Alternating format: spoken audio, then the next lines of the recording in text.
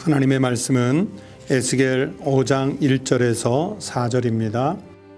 너 인자야, 너는 날카로운 칼을 가져다가 삭도로 삼아 내 머리털과 수염을 깎아서 저울로 달아 나누어 두라. 그 성읍을 애워싸는 날이 차거든 너는 터럭 3분의 1은 성읍 안에 불사르고 3분의 1은 성읍 사방에서 칼로 치고 또 3분의 1은 바람에 흩으라. 내가 그 뒤를 따라 칼을 빼리라. 너는 터럭 중에서 조금을 내 옷자락에 싸고 또 그 가운데에서 얼마를 불에 던져 사르라. 그 속에서 불이 이스라엘 온 족속에게로 나오리라. 오늘 우리에게 주신 하나님의 말씀입니다. 성도 여러분, 새로운 한 주간을 시작하는 월요일 아침입니다. 우리가 모든 예배가 전면, 비대면 온라인 예배로 전환을 했는데 그래서 본당에서 새벽 기도를 하지 못하지만 이 시간 새벽 묵상에 열심히 참여해 주셔서 하나님의 음성, 말씀을 듣는 시간이 되시기를 바랍니다. 이 시간 영상으로 하는 새벽 묵상 시간에는 그날의 말씀, 성경의 한 장 가운데 일부를 읽지만 이 새벽 묵상에 참여한 우리 성도들은 그날 주어진 장 전체를 꼭 읽어주시기를 부탁을 드리겠습니다. 그래서 오늘 같은 경우 1절부터 4절을 읽었지만 여러분은 5장 전체를 빠지지 않고 읽어주시기를 바랍니다. 어제 주일 그리고 그 전날 토요일 그 전국적으로 코로나19가 크게 확산이 되고 우리 충청북도 지역도 또 좁게는 우리 청주 지역도 확진자들이 연일 계속해서 발생을 하고 있습니다. 그 가운데 안타까운 것은 교회의 성도들 가운데 발생하는 분들도 가끔 있고 또 목사님들 중에도 확진을 받는 분들이 생기고 있어서 안타까운 마음입니다. 하지만 우리 청북교회 성도들은 사회적 거리두기 잘 준수하셔서 또 안전하게 생활하실 수 있기를 바라고 이번 한 주간도 하나님께서 꼭 지키시기를 바랍니다. 오늘 읽은 에스겔 5장 말씀의 구조를 먼저 좀 보면요.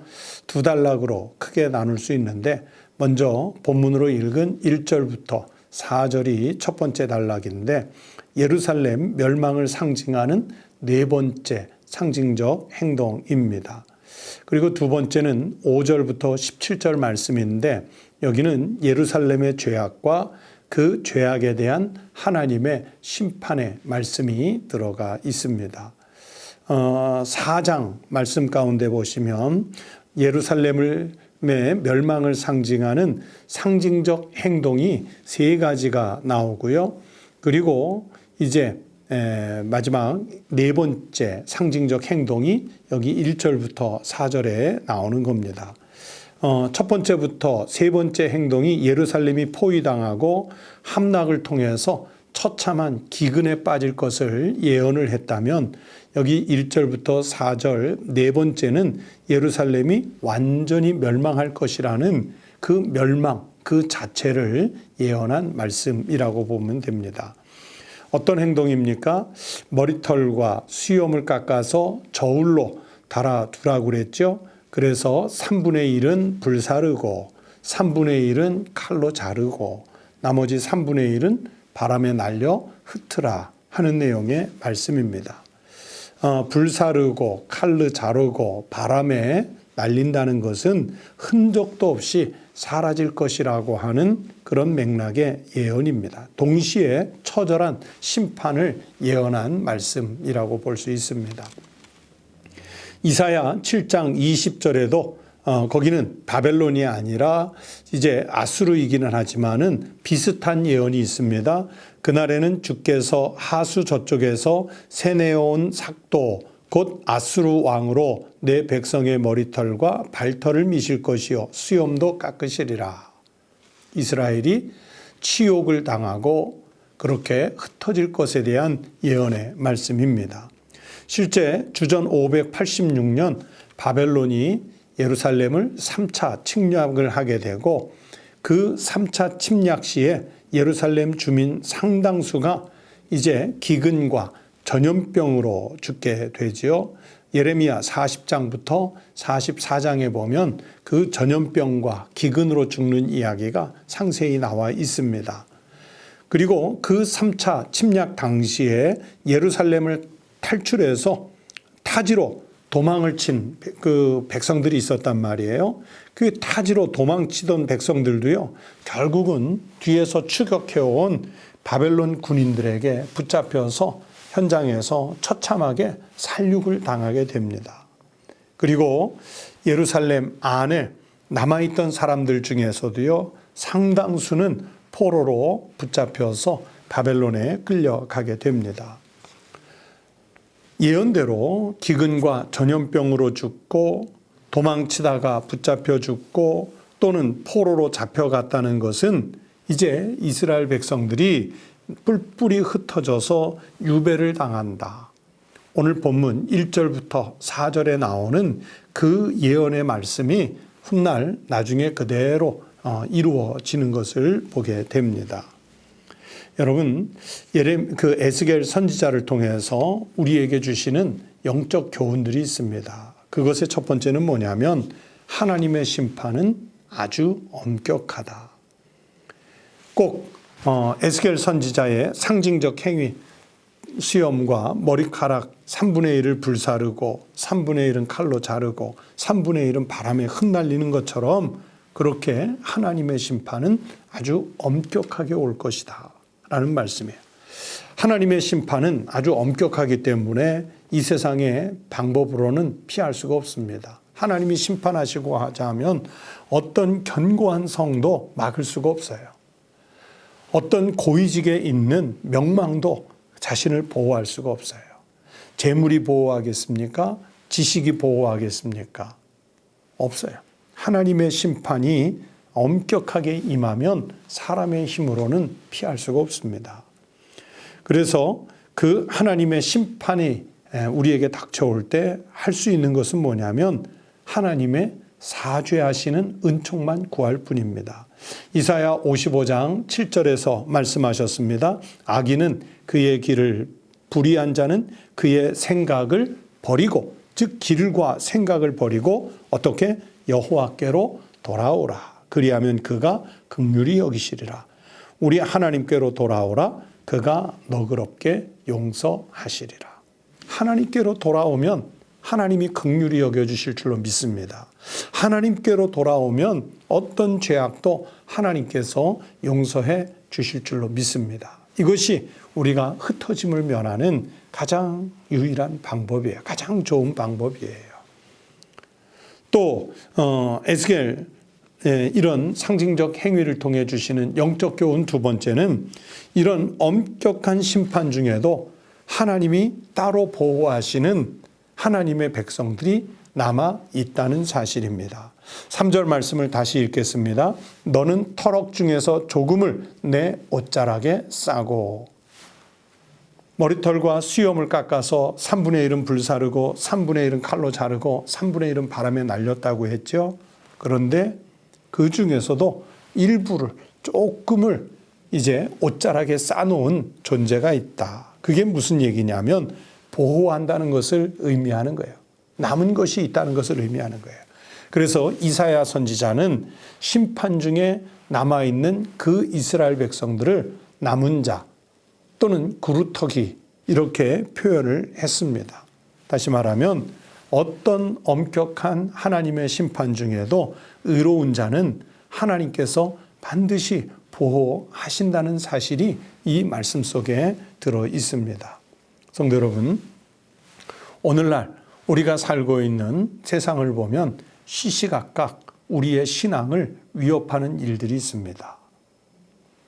세상의 죄악이 우리의 신앙을 시험에서 유혹할 때가 있고요. 또는 지나친 인본주의 사상들이 우리의 그 신앙을 위협할 때가 있고요. 또는 이념이, 또는 물질주의가, 아니면 또 다른 우상숭배가 우리의 신앙을 위협할 때가 있습니다. 그런 위협 속에 넘어진 자는 하나님의 심판의 대상입니다. 하지만 엄격한 심판 중에도 우리가 지켜야 할 믿음의 도리를, 신앙을 굳건하게 지키면 하나님은 그 엄청난 처절한 심판 중에도 진실한 하나님의 백성은 감싸서 보호하신다는 사실입니다. 그러므로 우리 성도 여러분, 오늘날 우리가 살고 있는 이 무수한 유혹의 세상에서 신앙을 잘 지켜 사시기를 바랍니다. 세상 것 보려고 하지 말고 하나님만 바라보시기 바랍니다. 그래서 마지막 때 하나님께서 심판하실 때 우리가 비록 털옷 같은 존재지만 하나님의 의로운 손에, 하나님의 옷자락에 쌓여서 보호받는 남은 자 된 그루터기가 되는 믿음의 성도들이 되시기를 바랍니다.